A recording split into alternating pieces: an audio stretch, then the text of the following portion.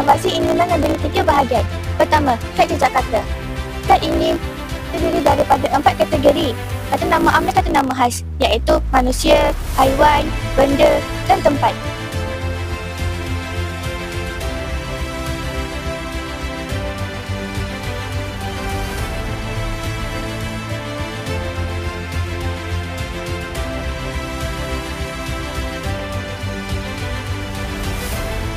Kedua, papan permainan jejak kata.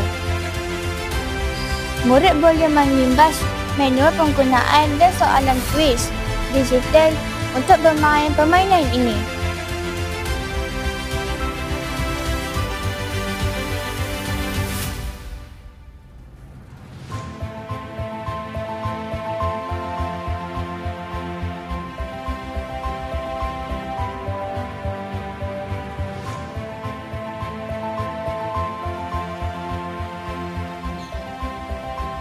Ketiga, modul permainan bahasa.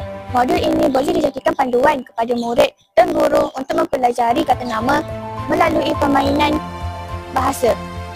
Contohnya, wadah bertuah, sebut dan singkir, sebut kata nama dan banyak lagi.